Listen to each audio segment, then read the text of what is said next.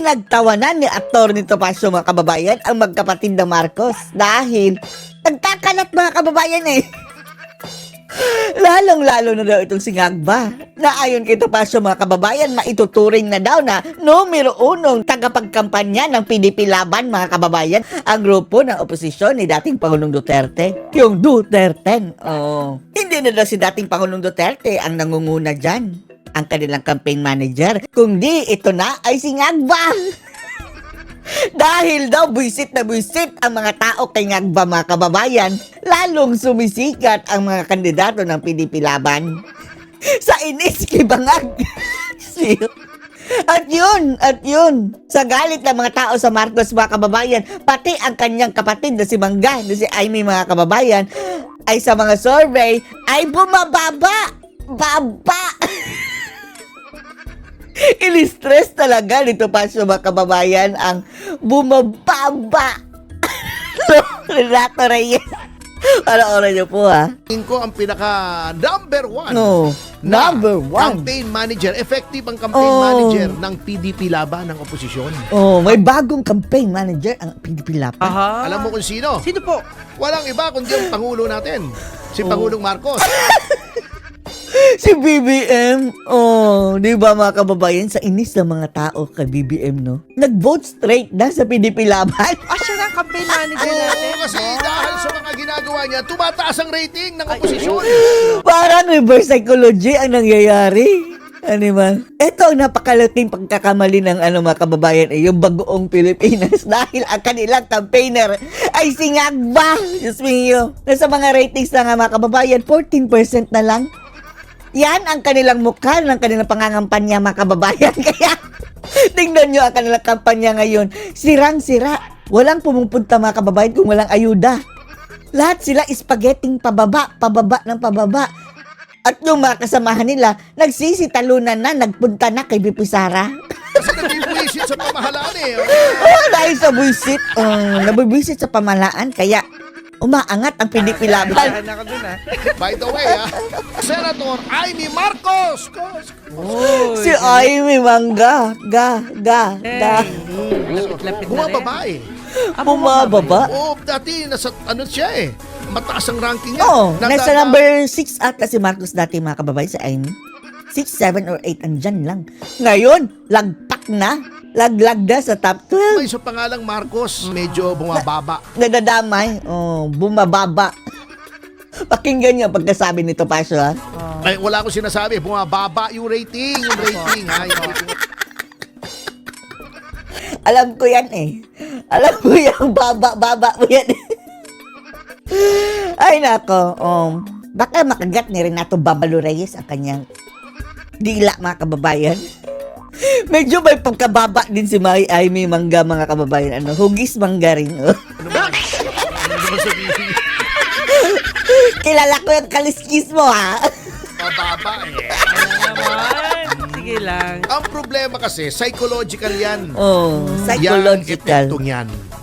Kasi, pag nakikitang ang gobyerno ay mahina, ang Talaga? gobyerno ay hindi sumusunod sa batas, na sila mismo ay lumalabag sa batas, psychologically, subliminally, nagtitrickle down yan sa mga kriminal. Oh my Uy, God. naku, Lalong na, mga pulis takot sa atin, gina-justify. ang mga kriminal, mga kababayan, lalong lumalakas ang loob nila, no? Dahil pati gobyerno na mismo, hindi sumusunod sa batas. Tingnan mo ginawa nila kay dating Pangulong Duterte, di ba? Tapos sasabihin pa, yung mga gumagamit ng droga ay hindi adik. Baka di ba sinasabi, hindi lahat ng gumagamit ng drugs ay Ayan, Pinatanggol pa. Oo, di ba? Yung iba naghahanap buhay lang. Tapos daw, papahaba lang daw ng oras para hindi makatulog. Tapos, ang mensahe ni PBBM ngayon sa mga kapulisan, huwag kayong matulog. Kung iba naghahanap buhay lang, yung pala eh, hindi gagamit na kami ng drugs, naghahanap buhay lang pala kami. Hindi itinuturing na adik.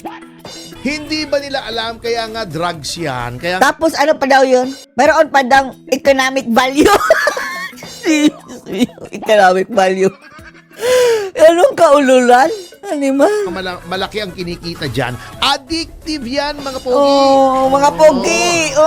Mga pogi. Nagkakaroon ng either physical or psychological dependence Opo. ang mga tao sa drugs. Kaya nga, addict eh. Nakaka-addict. Hindi ikaw ang addict. Yung mismong drugs, yun ang magpapa-addict yun ang nakaka-addict. Kaya nga bawal eh. sa'yo kasi hahanapin ang katawan mo. Ganon talaga ang timpla ng drugs. Kaya nga drugs eh. Para ikaw ay ma-addict, umuulit Aside pa niyan, mga kababayan, nakakabangag, nakakasira ng ulo. ka, kumita ng malaki. Yung mga pusher. Oh, yan ba ang tinutukoy na economical value? Kumikita ang mga pusher, animal. Oh my Ako God. sasabihin, Nagbabayad ba ng tax yung mga addict yung mga pusher sa gobyerno? Pagkano ang tax sa Shabu. mo hindi lahat ng gumagamit ng drugs ay hindi addict. Iba Ay, animal. Gumamit yun isang beses, dalawang beses. Sasabihin mo, okay lang, nagtatrabaho ka naman. After 1 week, 2 weeks, addict na yan. Oh, addict na. Bibili na naman. Gusto ko humaba ang aking oras. Ayoko matulog. My goodness. Sige, ayaw niyo maniwala. Ni Chief PNP, gumamit siya. Oh, subukan mo daw, Marbil. Para mapatunayan mong nakaka-addict. At ang nakakapagtaka mga kababayan, no? Di ba narinig natin sa balita na tatanggalin na daw yung requirement mga kababayan na drug test at saka psychological test sa mga current na mga PNP, mga officials, animal. Paano pa natin mahuhuli dyan ang mga addict na mga pulis? Bakit ilanggal? Kasi nagtatrabaho rin siya ng late, di ba? Nagpupuyat din siya, gumamit siya ng shabu. Hindi pala addictive, tingnan ko hindi siya addict. Pero attorney, para i-assume na isang addict ang isang tao kapag illegal yung drug, di ba? Illegal na nga, ma-addict yung hindi, the mere fact na gumamit ka, mere possession lang nga eh. Hawak-hawak mo lang, bawal na, gagamitin mo pa. Tapos sasabihin mo, Hawak-hawak okay. lang, Eh, Bawal lang hawak-hawak lang tapos yung gumagamit hindi addict. anak ng pating. Anong kasalanan nila kung sakali? Sila nag-a-assume na mali pala yung sinasabi. Mali ang leadership, wrong leadership. Dito, Wrong anong nakikita? leadership. Yan talaga, no? Nabudol tayo eh. Tayo ang naglukluk niyan, mga kababayan, Sa gobyerno. Okay, umpisahan na natin ha. Yung mga inuusig na mga drug pusher. Eto na mga kababayan. Kung dati-rati, ang tinutugis mga kababayan ni dating Pangulong Duterte ang mga addict, mga drug pushers. Ngayon mga kababayan, pinapakawalan yung mga taong may kaugnayan naliling sa illegal na droga mga kababayan. Si Mabilog, di ba? Tumakbo. Binigyan pa ng amnesty ni PBBM mismo mga kababayan, ha? Animal. Amnesty. Absolute na pardon mga kababayan. Parang wala, replenish lahat ng iyong kasalanan. Bagong tao na mga kababayan na dati-rati, narcolist. Sa panahon ni Pangulong Duterte, binigyan ng pardon ni BBM. Na nga yun sa ibang bansa eh. Binigyan ng pardon. Di ba? Wow! Binigyan ng pardon. Pinawalan sala ng Pangulo. Pardon. Presidential pardon. Grabe. Dun pa. Di ba? Si Kerwin Espinosa. Kerwin Espinosa na magaling magdrama. Na may bagong award ata ng mga kababayan, no? Sa FAMAS. Na sinabi, kliyente yung driver niyan. Yung driver niya. Sinasabing, drug lord. Umamin eh. Siya mismo ang umamin mga kababayan na si Kerwin. Ngayon, siya pa namimintang kina Lucy Torres at saka kay Richard Gomez na mga pusher daw. Tanong kalokohan yan. Nababayagpag ang mga judik dati mga kababayan. Ngayon parang bida-bida. Kaya Dilima na noon ay Kumakain ng saba. kinunong dahil di umano'y drug trafficking. Di ba may kaugnayan sila kay Kerwin mga kababayan? Nililink sila doon sa Kalakaran di umano. Dati ha. Ngayon, salamat BBM din si Kerwin dahil pag upo ni BBM mga kababayan nakalaya. Tumatakbo pang mayor ngayon.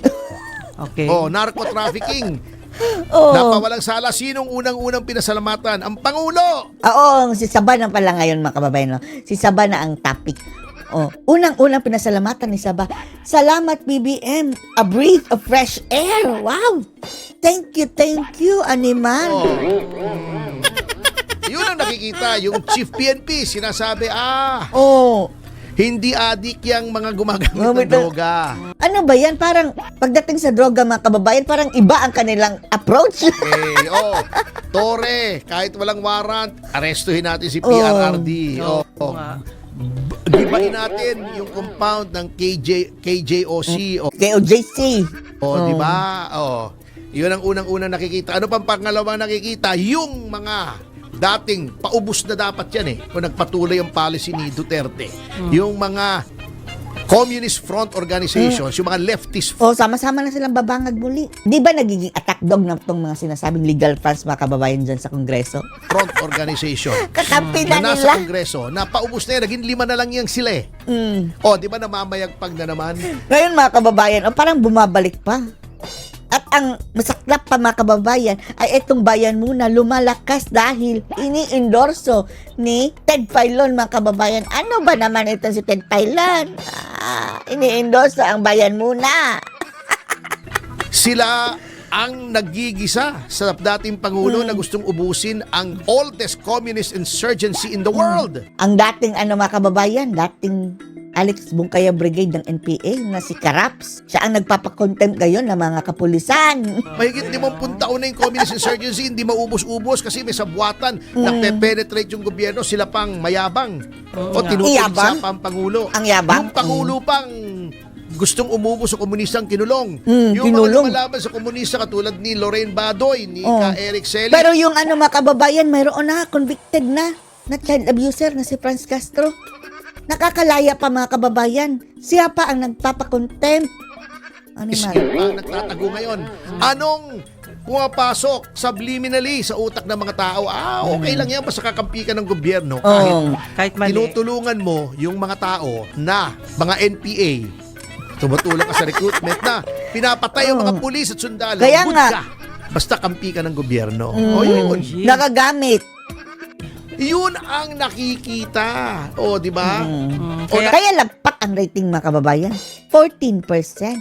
Mio. Nakikita sa sinasabi ng Pangulo, yung mga drug pusher dyan, bahala kayo.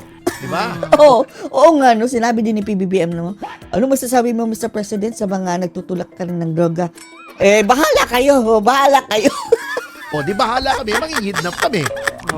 Bahala kami. Bahala kayo. Wala. Tuloy nyo lang daw. Diyos mio. Maaabutan din namin kayo.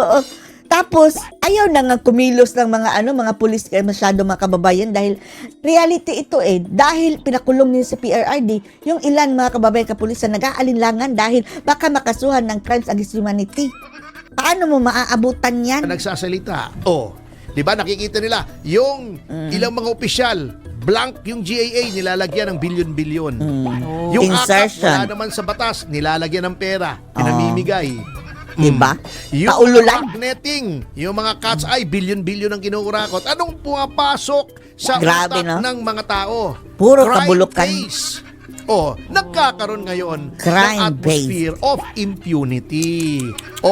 Yung si Franz Castro convicted for child trafficking. Hindi pa nakulong. Nandoon sa Kongreso, Namamayagpag. Ano nang aasahan natin mga kababayan? 2028 na lang mag-aantay na lang tayo ng 3 taon. Kaya nyo pa ba? Wala tayong magagawa. Binoto nyo yan Ano masasabi nyo dito? Post your comments below.